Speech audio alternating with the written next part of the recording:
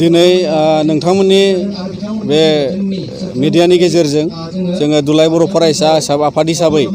BTR accord इमप्लिमेन्टेसननि माखासे थासारिखौ जों फोरमायनानै गोजोननाय मोनगोन। मानोना थांनाय जि 5 सेप्तेम्बराव आसाम सरकारा बर' मिडियाम एन्ड आदार ट्राइबेल लेंगुवेजनि मोनसे डाइरेक्टरेटखौ गायसननानै होबाय आरो बिथांमोना बेखौ बेखेवबाय आरो दिनै जाय बिथाङा डाइरेक्टर महरै अफिस लाबाय आरो बिनि गेजेरजों गासिबो खामानिया फुल फ्लेजेड मोनसे डाइरेक्टर हिसाबै जागायनो हमबाय आरो जों आसाम सरकारजों दाखालि बावैसो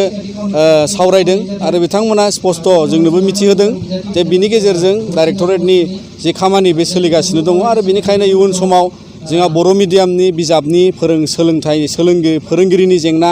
आरो गुबुन गुबुन बे जोंनि सोलोंथाइजों सोमोन्दो थानाय जेंनाखौ बे डाइरेक्टरनि गेजेरजों बोस्रांनायनि लामाखौ निस्सय बियो स्पष्ट जाबाय। आरो गुबुन मोनसेया जाहैबाय दिनै जोंनियाव माने एकर्डनि गेजेरजों बावहाय प्रभिन्सियेलाइजेसन खालामनायनि जे बेबस्था बर' मिडियाम आथिखाल बिटिआरनि बाहेरानि स्कुलफोर आरो बिटिआर हालामनि जे बावहाय एलपि टु पिजि जेसेबां जोंनियाव भेन्सार इन्स्टिटिउसन्सफोर दङ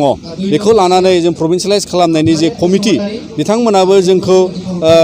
थाबैनो खेबसेबाव लोगो हमगोन। मानोना बिथांमोनाबो दाखालि गिबि खेब मेल जानानै जि खामानिखौ जागायबाय जोंनो मिथिहोदों आरो जों मोजां मोनदों जाहाथे जोंनि बे सोलोंथाइनि जेंनाजों जोंनि गासिबो भेन्सार इन्स्टिटिउसन्सफ्रा बिएड ल' कलेज एबा माने एलपि गासिबो जुनियर कलेज आरो डिग्री कलेज बे जोंनि भेन्सार प्रभिन्सियेलाइजेसननि नियम नितिजों जोङो सोलाय सोल' दिनै एगजेम्पसन लुबैदों आरो बेखौ मावजोबनानै जोंनि बे सुक्तिनि गेजेरजों प्रभिन्सियेलाइज खालामनाया जोंनि दुलाराय बर' फरायसा आफादनि मोनसे गुदि थांखि आरो बेखौ जोङो मावलांबाय थागोन।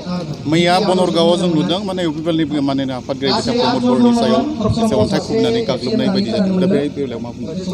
जों दुलाराय बर' फरायसा आफादा नोजोर बोदों जे बेबादि माखासे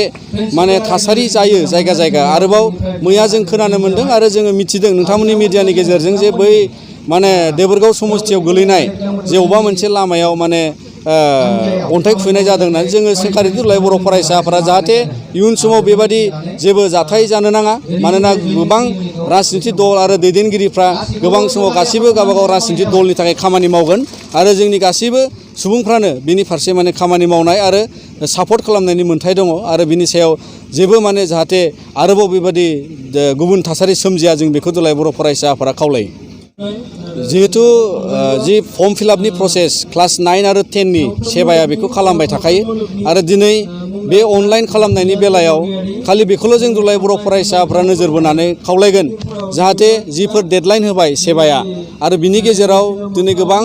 फरायसाफ्रा फरायसालियाव थांजेननाया बावाखै आरो बिनिखायनो बै समफ्रा हयथ' थोजासे जाया जानो हागौ। जोङो इयुन समाव बेबादि माने अनलाइन फिलआप खालामनाय फर्म फिलआप खालामनायखौ जों फरायसाफोरखौ दुलाराय बर' फरायसा आफादनि मावथिफ्रा हेल्प खालामगोन। नाथाय जों सेबाखौबो उनाव खावलायगोन जाहाथे बेबादि सम सिमाया बारायजायो। मानोना बे समा थोआबो जानो हायो आरो दिनै गोबां फरायसाफ्रा माने इन्टारनेट एक्सेसखौ माने मोनजोबनो हायाखै आरो बिनि फारसे जोङो सेबाखौ माने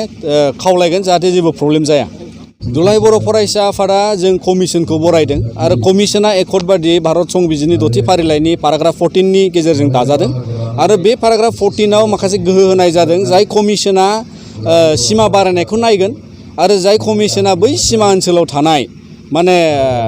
माखासे गामिफ्रा थानो गोसो गैयाबा थांनो हागोननि अपसनाव बिथांमोनखौ माने दानख'नायनि अपसनखौ बे कमिसनाव सोफानाय जादों। दा बिनि गेजेरजों बेखौ बुजिनो नाङा जे दुलाराय बर' फरायसा आफादा खावलायो जे जोंनि सुबुंफ्रा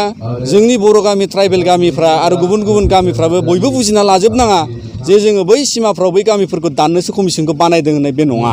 मानोना बे कमिसननि गुबै थांखियानो जाबाय जे दिनै इनक्लुसननि बाथ्रानि खोथा दं। समस्ति बारायनायनि जोंनि बिटिआर रेकर्डआव मेनसन दङ 40 निफ्राय 60 जागोन। दा समस्ति बारायगोनब्ला एरियाखौ बारायनांगोन बे स्पष्ट भारत सरकार आरो आसाम सरकारा बेखौ बुजिदों आरो बेखौ बिथांमोना सुक्तियाव होदों आरो बिनिखायनो बे कमिसननि गेजेरजों सिमा बारायनायानो गुबै थांखि आरो दुलाराय बर' फरायसा आफादा बेखौ नोजोर बोगोन आरो जाहाथे सिमा ओनसोलाव थानाय जोंनि बर' रायजो आरो गुबुन गुबुन ट्राइबेल समस्ति आरो ट्राइबेल गोष्ठीफ्रा आरो जोंनि गुबुन गुबुन जाथिफ्राबो बेखौ लानानै जेबो माने हालाय हाफाय जानाङा आरो बेयाव जेबो गोसोबादि कमिसनाबो मावनो हानायनि गोहो गैया आरो बेखौनो लानानै जोङो दिनै माने मेन थांखिया जोंनिया माने ओनसोल बारायनांगौ। सनितपुर बिस्वनाथनि खोथा दङ जाय ओनसोलफ्रा दिनै बिटिआर ओनसोलाव हाबनायनि थाखाय बिथांमोना नेनानै दङ। अनजालि दैमारिया बुंदों जे नैबे माने गामि सोसननाय आरो दानख'नाय खोथाया बिटिआराव थानांगोन होननानै बुंबाय थादों। दिनै जों मिथिया अनजालि दैमारि बिथाङा संबिजिरारि माने प्रभिजन्सफोरखौ बेसेबां सांग्रांथि मानोना दिनै संबिजिरारि गोहोनि गेजेरजों बे प्रभिजन्सखौ देखायनाय लाबोनाय जादों बे एकर्डनि गेजेरजों मानोना जोंनो एरिया नांदेरगौ आरो दिनै बिथांमोना बुंबा बे माने जुक्ति गोनां जानाय नङा मानोना दिनै गुबै अबजेक्टिभ दङ अबजेक्टिभ अफ द एकर्ड बाहाय दोननाय दङ माने बावहाय जोंहा होननाय दङ अगमेन्टेसन अफ एरिया एन्ड पावार्स होननाय दङ आरोखि दा अगमेन्टेसन अफ एरिया होनोब्ला दिनै जिअग्राफिकेल एरियानि खोथाखौ बुङो पलिटिकेल एरियानि खोथाखौ बुङो खुंथाय गोहोजों रुजुयोबा टेरिटरियेल एरियासखौ रायलायनाय जायो दा बिनिखायनो बिटिआर रिजनाव एरिया बारायगोन बे सैथो आरो दिनै बे कमिसननि गेजेरजोंनो बारायगोन आरो सोरबा बेबायदि बुंनाया माने बियो टटेलि बिथाङा बदाय माने बिथाङा कनस्टिटिउसनेल 6 सिडिउलनि गेजेराव जि प्रभिजन दं बिथाङा बेखौ मिथिया